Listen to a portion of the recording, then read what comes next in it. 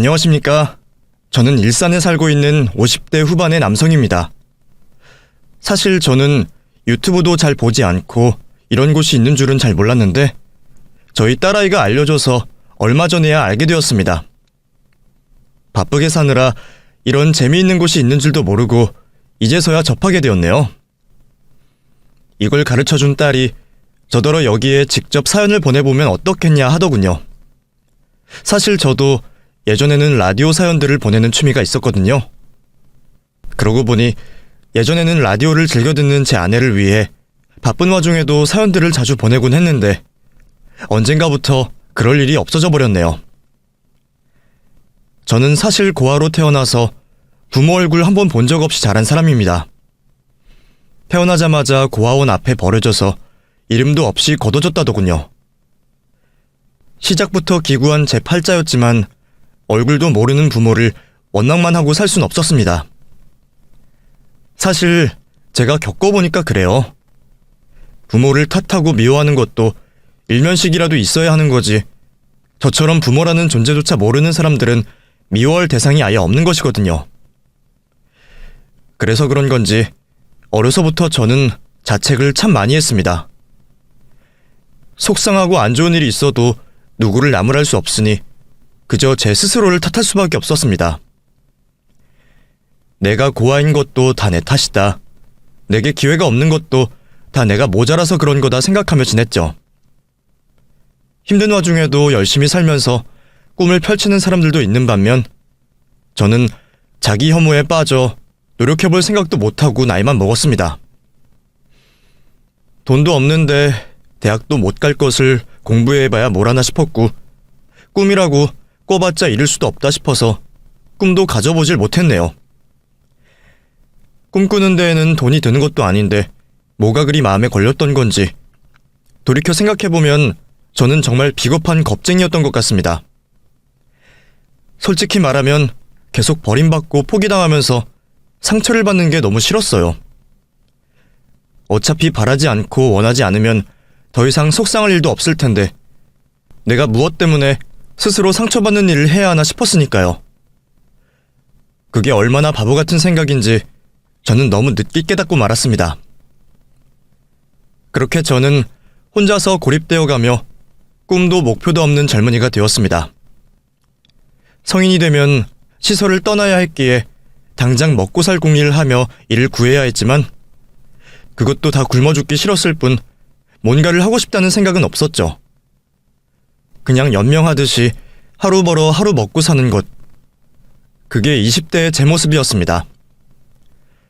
열심히 살아가는 다른 사람들이 본다면 얼마나 못난 모습이었을까요? 그랬던 제가 한 여자를 만나고 모든 것이 바뀌게 되었습니다.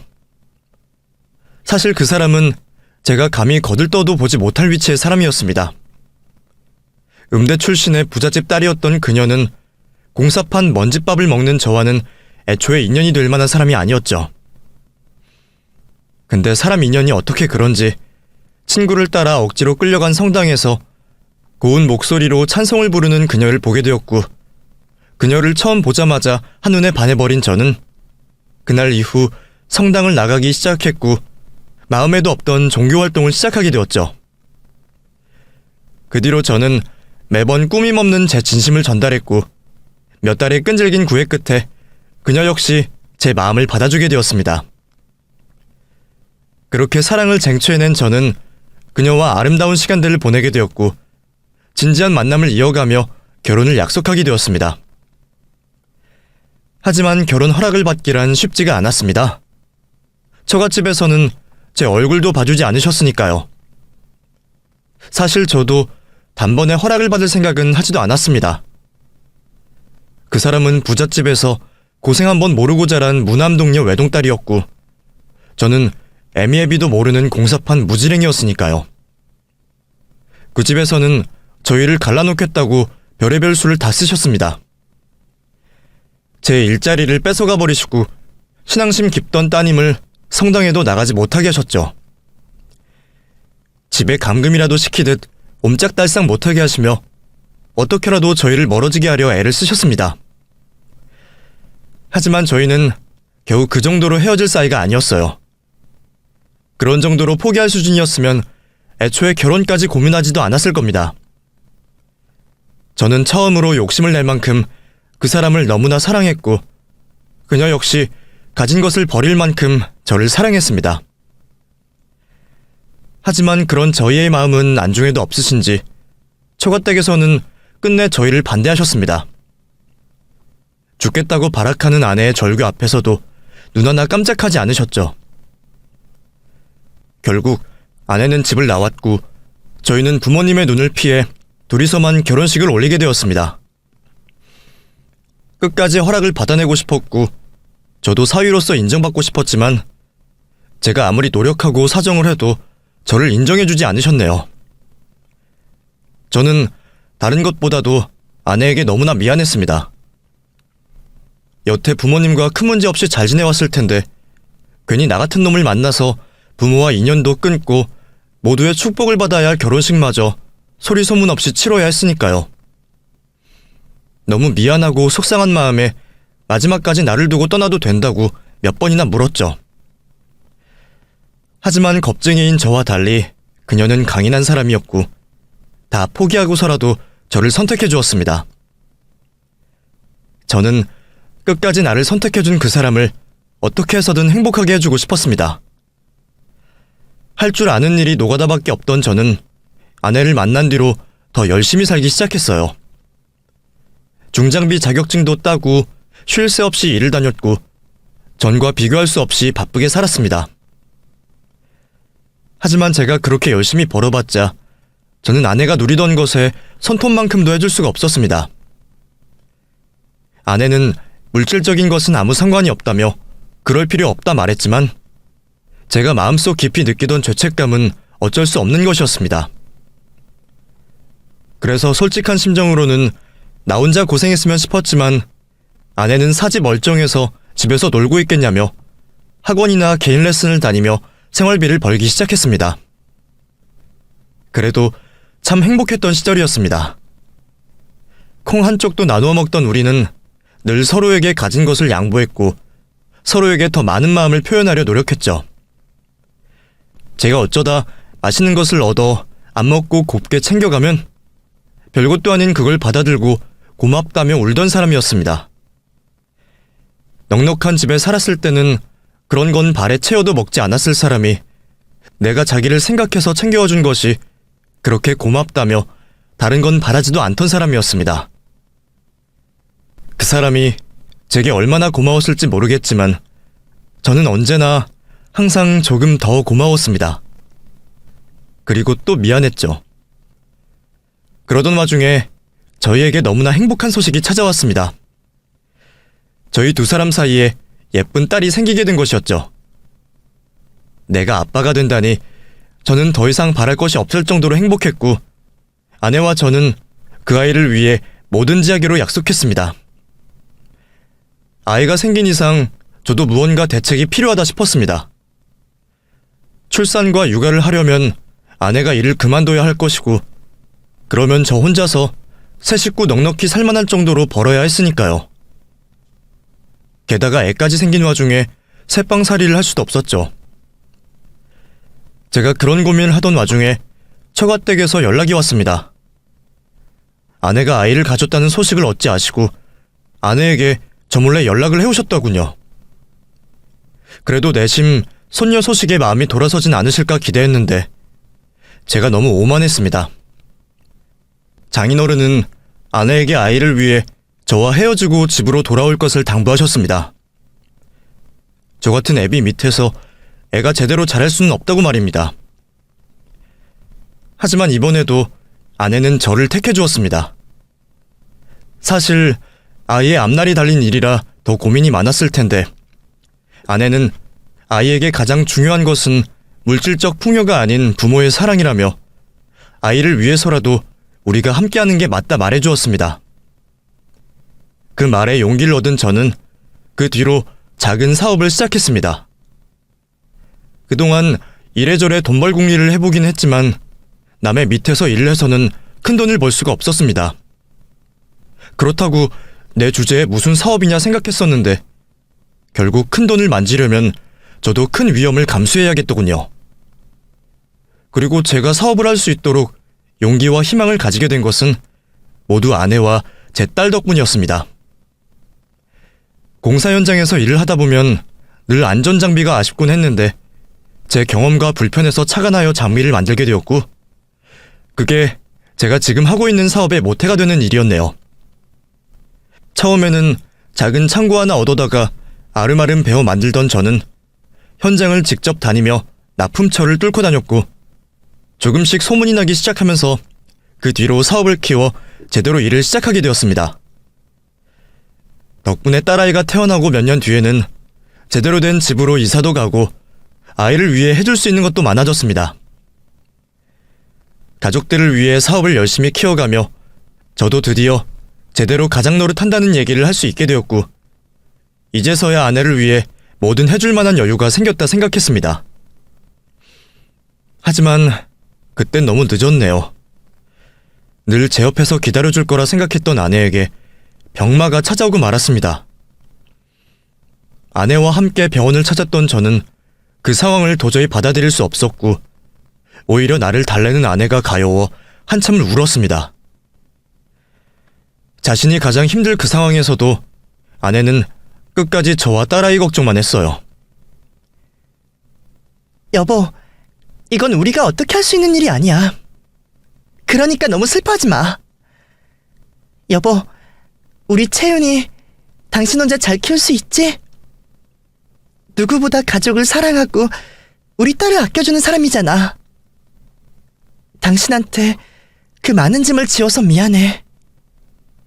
그래도 당신이라면 잘할 거야. 여보, 꼭 우리 딸 지켜줘.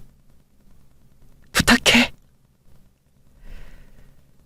그 뒤로 저는 아내 없이 홀로 딸아이를 키웠습니다. 아내가 먼저 떠난 이후로는 엄마 아빠 두 명의 몫을 해야 했습니다. 많이 모자란 아빠였지만 저는 제가 해줄 수 있는 것은 무엇이든지 딸에게 해주고 싶었어요. 그렇게 저는 아내를 먼저 보낸 후회 속에 살면서 하나뿐인 딸은 어떻게든 고생시키지 않겠다 생각했습니다. 하고 싶다는 거, 갖고 싶다는 거 안 챙겨본 적 없었고, 옆에서 늘 든든한 지원군이 되어주고 싶었습니다. 나는 고아라서 부모 사랑은 잘 모르지만 내 아이만큼은 많이 사랑받고 엄마 없이도 제게 위로를 받았으면 좋겠다 생각했네요. 그렇게 예쁘게 자란 딸아이는 사춘기 한 번 없이 착하게 잘 자라 사회인이 되었고, 어느새 결혼하겠다는 남자를 집에 데려왔습니다.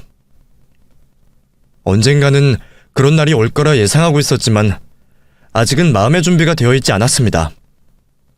솔직히 세상 누구보다 귀한 내 딸인데 그런 딸이 누구를 데려온들 별로 달갑지 않았죠. 아빠, 인우 씨 정말 좋은 사람이야. 아빠도 분명 좋아할 거야. 그거야 직접 봐야 알겠지. 솔직히 어떤 대단한 놈인들 우리 채윤이한테 부족하지 않겠니? 아빠도 참. 아빠가 아무리 딸바보라지만 인우 씨 학벌도 좋고 사람도 좋고 무엇보다 나를 정말 사랑하고 아껴주는 사람이야. 그러니까 괜히 트집만 잡지 말고 좋게 봐줘. 알았지? 채윤이는 제가 혹시라도 예비 사위에게 못마땅한 말이라도 할까 걱정이었던 모양입니다. 물론 성에 차진 않겠지만 저도 한때 반대당한 입장이라 그런지 딱히 반대를 하거나 흉볼 생각은 없었습니다. 그래도 다행히 사위의 첫인상은 나쁘지 않았습니다. 채윤이 말처럼 반듯한 집에서 잘 자란 자식 같더군요. 괜찮은 학벌에 회사 생활도 열심히 하고 있다니 내 딸 데려가서 굶길 일은 없을 것 같았고, 사실 조건으로만 따진다면 흠잡을 구석은 별로 없어 보였습니다. 딸애가 좋다니 애초에 반대할 생각도 없었지만 긴장해서 그런지 예의 바르고 조용한 모습에 그래도 큰 걱정은 하지 않아도 되겠다 싶었죠. 상견례 자리에서 만난 사돈댁도 두 분 다 공무원을 하셨고 자제분들을 잘 키우신 듯 보여 다행이라 생각했습니다. 그렇게 양가의 허락 아래 두 아이 뜻대로 결혼이 순조롭게 진행되어 갔고, 저는 딸애에게 제가 해줄 수 있는 모든 것을 해주고 싶었습니다. 사실 딸애는 많은 걸 바라지 않았고 신혼집도 결혼 준비도 지들 힘으로 하겠다 말했지만 요즘 젊은 사람들이 부모 도움 없이 결혼하기가 어디 쉬운 일인가요? 그런데도 딸아이는 한사코 괜찮다며 거절하곤 했어요. 하지만 저도 딸이 고생하는 꼴은 보고 싶지가 않았습니다. 그런데 그때 사위가 저를 찾아와 먼저 도움을 구하더군요. 어머님, 사실 예전부터 채훈이가 결혼은 저희들 힘으로 하자 말했었고 저도 웬만하면 저희들 힘으로 하고 싶은데 요즘 금리도 너무 높고 대출을 받는다고 해도 집을 구하기가 너무 어려워서요. 상황이 제 생각보다 쉽지가 않네요. 저희 형편에 맞는 집들은 하나같이 형편없고 그런 곳에서 채훈이가 잘 지낼 수 있을지 걱정이 되어서요. 저 그래서 말인데 혹시 장인어른이 저희한테 도움을 좀 주실 수 없으실까요? 물론 채훈이한테는 비밀로 하고 말입니다.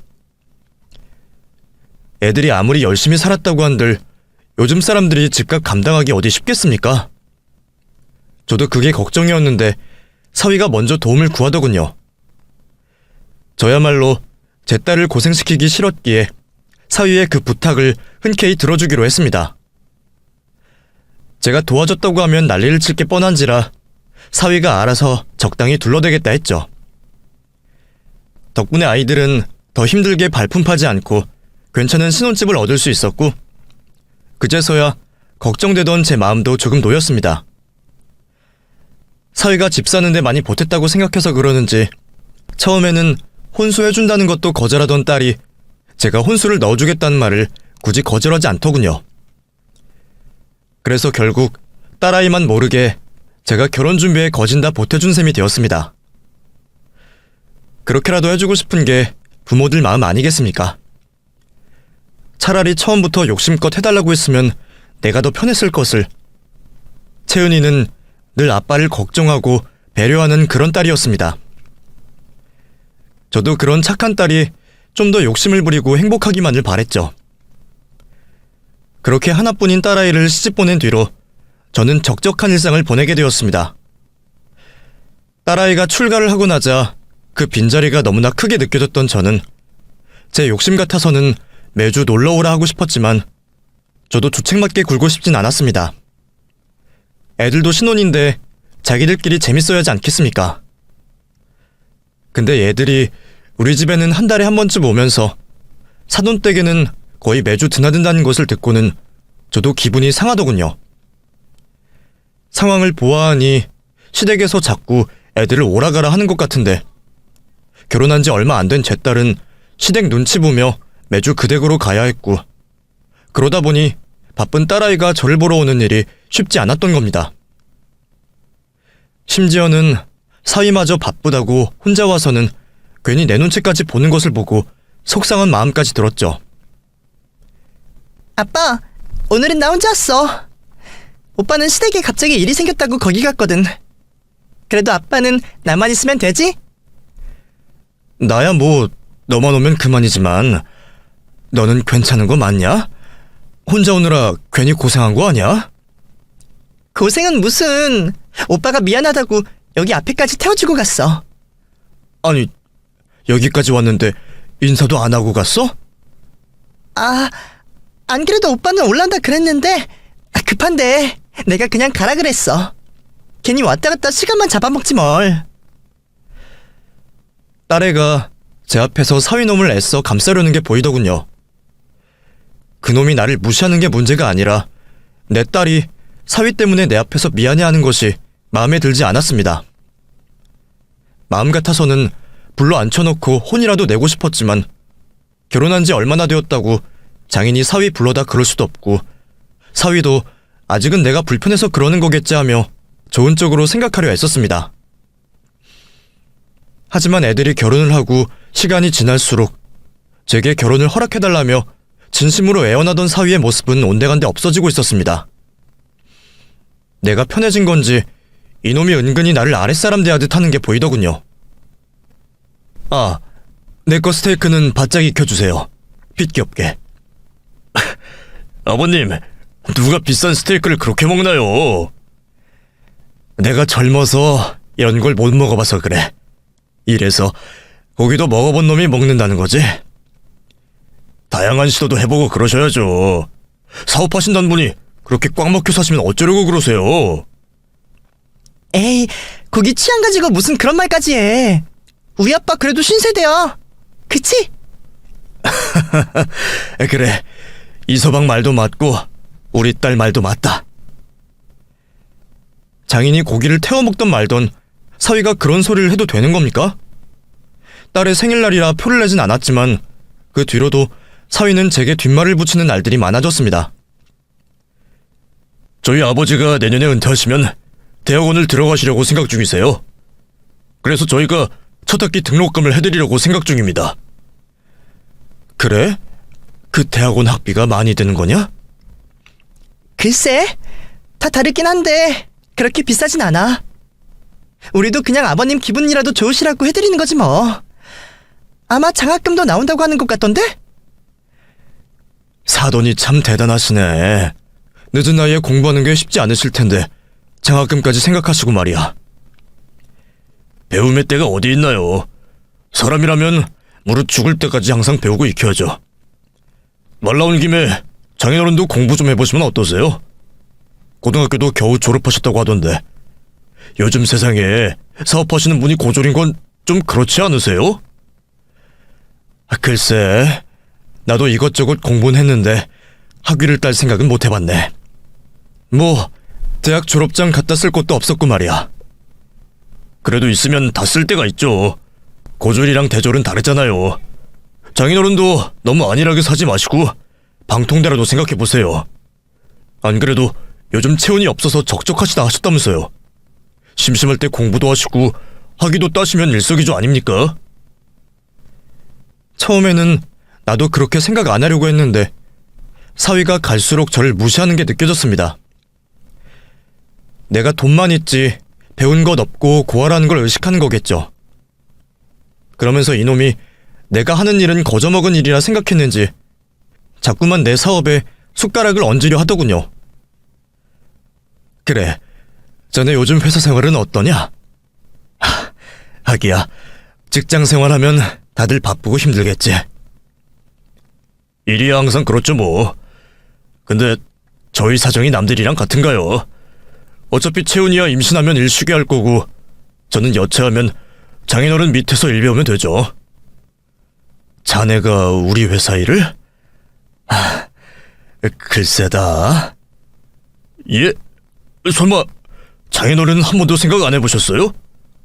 그럼 나중에 사업체 누구를 주시려고 그러세요?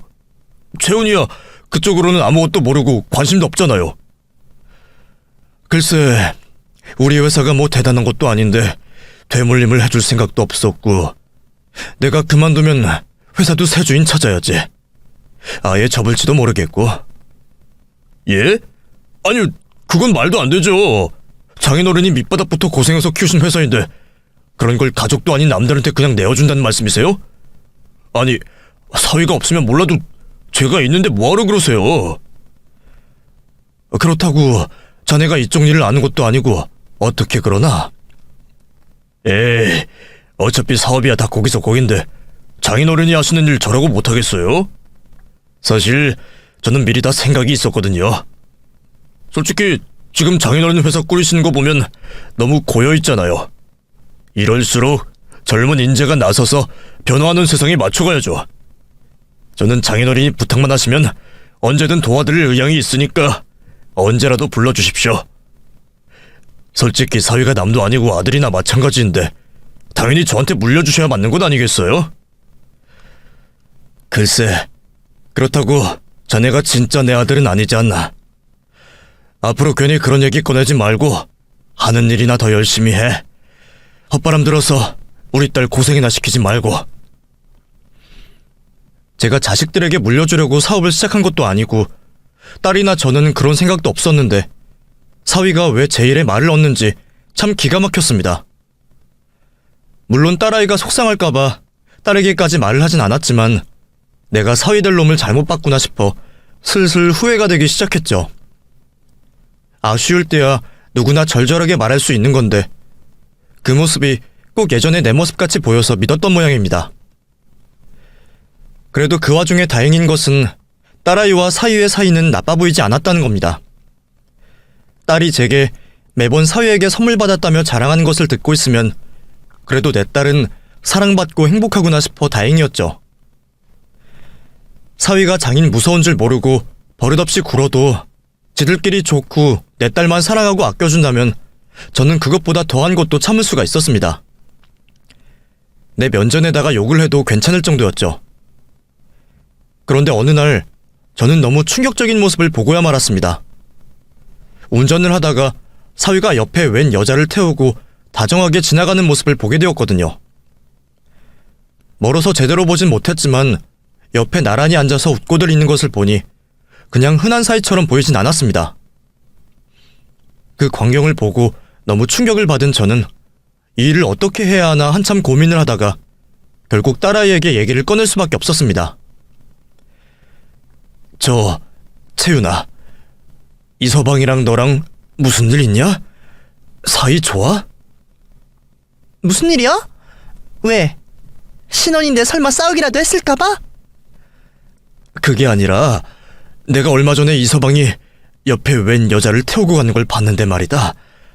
그냥 아는 사이는 같지 않고 너무 다정해 보이는 것이 둘 사이가 영 심상치 않아 보이던데 이거 괜찮은 거 맞냐? 저는 혹시 몰라 찍어둔 사진까지 딸에게 보여주었습니다. 아, 이 사람 나도 아는 사람이야. 오빠 회사 동료거든. 둘이 입사 동기라서 워낙 친하고 그건 아마 일 때문에 같이 차 타고 가는 걸 거야. 아니, 아무리 친한 회사 동료라고 그래도 결혼까지 한 놈이 다른 여자 앞에서 이렇게 실실 웃냐? 아빠, 남녀간에도 친구할 수 있지 왜 그래? 하여간에 이놈, 결혼 전에는 나나 너한테 깍듯하게 할 것처럼 하더니 요즘 하는 짓을 보면 내가 영 마음에 안 들어. 너한테 잘하는 것만 믿고 참아주고 있었더니 다른 여자 앞에서 눈웃음이나 실실 흘리고 말이야. 너만 괜찮으면 내가 이서방 만나서 혼 좀 내줄까? 아빠, 나 정말 괜찮아. 아빠야말로 오빠를 너무 나쁘게만 보지 마. 아빠가 오빠를 다 마음에 안 들어하는 건 알지만 그래도 자기 딴에는 잘하려고 노력하는 사람이야. 아빠가 사업 때문에 힘드실 거라고 얼마나 걱정을 하는데. 아니, 내가 언제 그놈을 나쁘게 봤다고 그래? 이것 봐. 지금도 사위한테 그놈이라 그러고 별것 아닌 일로 오빠 바람 피는 거라고 의심하고. 아빠가 오빠한테 믿음이 있거나 오빠를 좋게 봤으면 이런 의심도 안 했겠지. 솔직히 오빠가 아빠를 아직 많이 불편해하는 것 같아. 아빠가 너무 무섭다고 그러네. 그래서 나 혼자 갈 때도 많았고 일부러 두 사람만 있는 자리 안 만들려고 한 거야. 아빠, 오빠도 잘하려고 많이 노력하잖아. 그런 모습을 더 봐주고 제발 천천히 지켜봐 주세요. 나 잘 살게. 응? 그래, 그렇게 생각했다면 미안하다. 아빠도 니를 이간질하려는 생각은 아니었어. 딸아이가 오히려 사위를 감싸고 들며 이해해달라는 얘기를 들으니 나도 모르게 섭섭하기도 하고 또 내가 정말 딸의 말처럼 그동안 사위를 나쁘게만 본 건가 뒤돌아보게 되더군요. 사실 시어머니들도 가만히 있는 며느리 오해하고 나쁘게 보는 사람 많던데 장인이라고 사위한테 편견이 없으리란 법은 없지 않습니까? 그동안 사위가 했던 말들도 어쩌면 다 나를 진심으로 위하고 걱정하는 얘기라고 들을 수도 있는 건데 정말 내가 편견 때문에 사위를 오해했나 싶었습니다. 그 얘기를 친구한테 해줬더니 그 친구도 원래 팔은 안으로 굽는 법이라며 저를 이해하더군요. 네가 딸바보긴 했지만 그렇다고 그냥 차 같이 타고 가는 것 가지고 무슨 그런 의심을 하냐? 네가 요즘 애들을 너무 몰라서 그래.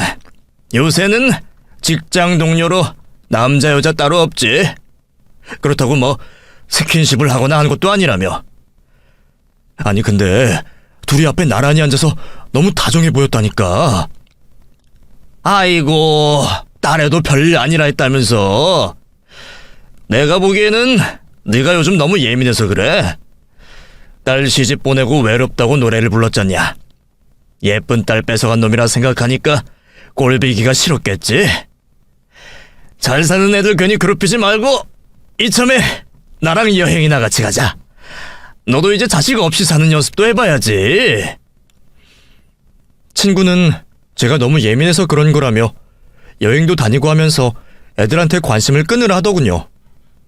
사실 딸이 결혼하기 전에는 둘이 같이 여행도 자주 다니고 그랬는데 결혼한 뒤에는 저도 꼼짝없이 집에만 있긴 했더군요. 솔직히 딸이랑 다니는 게 재미있지 친구놈이랑 가는 게 뭐가 재미있을까 싶었지만 나도 이제 정말 홀로 서기를 해야 하기에 마지못해 여행을 따라 나서기로 했습니다. 그렇게 저는 오랜만에 친구와 제주도 여행을 계획하게 되었고 오랜만에 여행이라 저도 조금 설레이는 마음에 일찌감치 비행기에 타 있었습니다. 곧이어 승객들이 줄지어 탑승을 하며 저는 곧 비행기가 이륙하기만을 기다렸습니다. 여기저기 다들 가족과 커플들끼리 온 것이 보여서 그런지 저도 제 아내와 딸 생각이 많이 났습니다. 결혼하고도 예전처럼 같이 시간을 보내면 좋으련만 장인한테 딱딱하게 구는 사위놈 때문에 그럴 겨를도 없었네요. 갑자기 사위 생각을 해서 그런지 내 뒷자리에 앉은 남자가 우리 사위처럼 보이는 겁니다.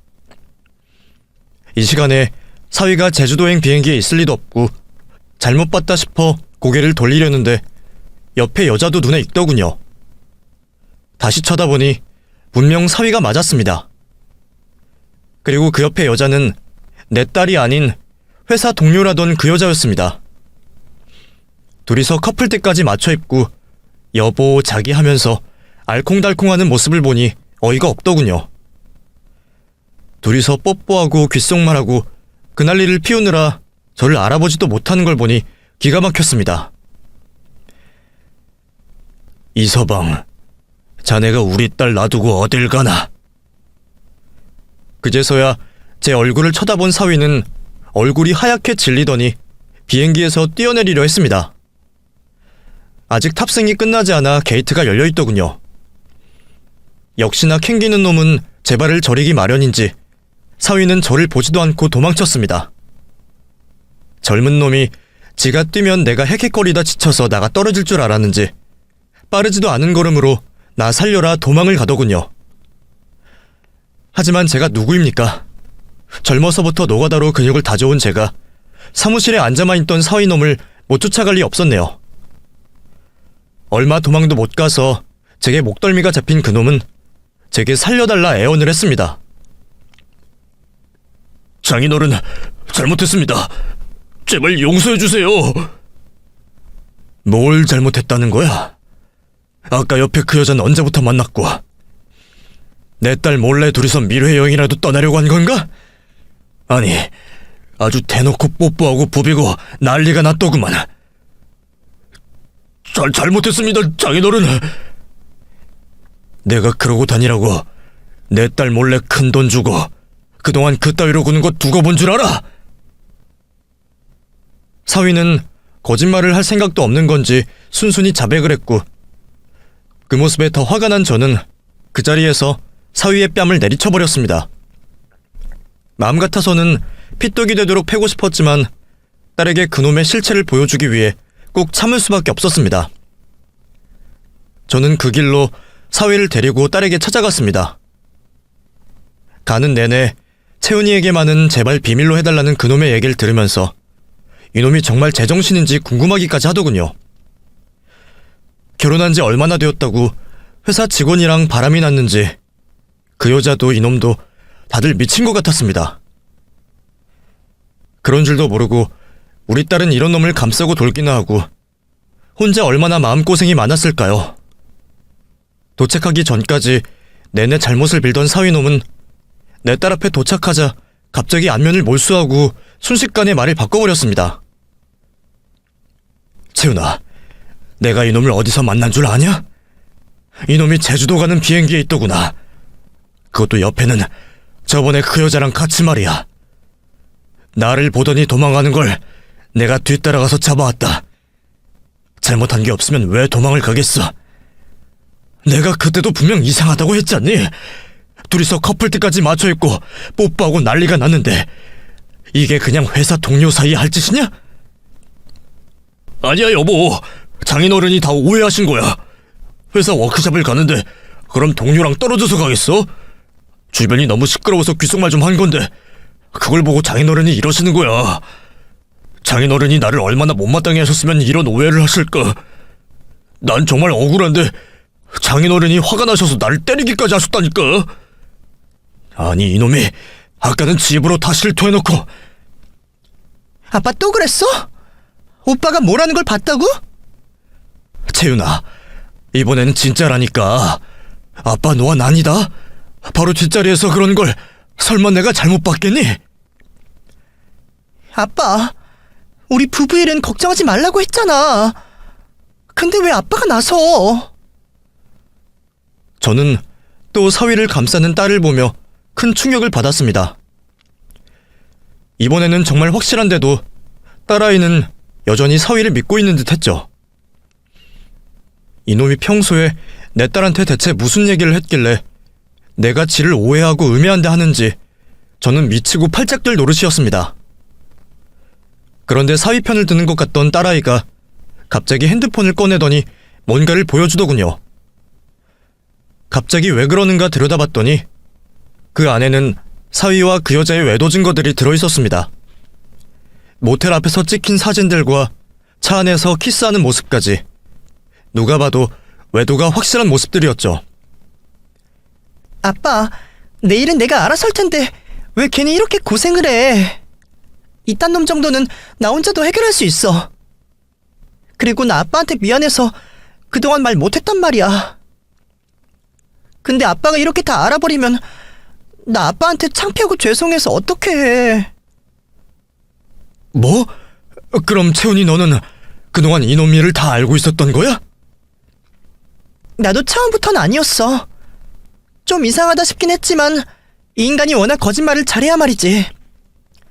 매번 회사 동료라면서 나를 예민한 사람 취급해서 나도 도리가 없었거든. 근데 아빠가 나한테 말해주고 그 뒤로 쫓아다녔지. 그랬더니 이러고 다녔더라고.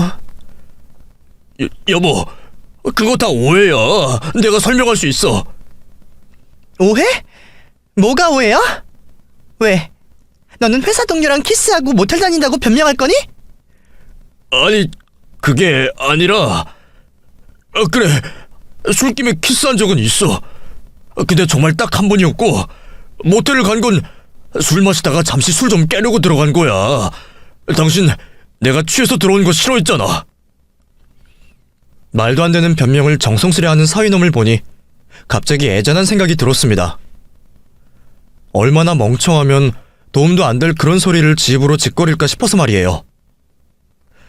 딸아이 표정을 보아하니 저와 같은 생각인 듯 싶었습니다. 처음에는 딸이 불쌍해서 그놈을 죽여버리고 싶었는데 차분하게 할 말을 하는 딸애를 보니 저도 덩달아 진정이 되더군요. 딸아이는 더 들을 생각도 없다며 그놈 입을 다물게 했고 준비해놨던 이혼 서류를 내밀며 미리 싸둔 짐을 들고 나왔습니다. 오늘도 네가 그년이랑 여행 가는 거 다 알고 있었어.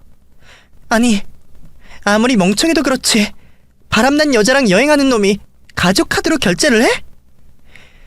내가 웃으면서 얘기하니까 성질도 없는 바보인 줄 알았어.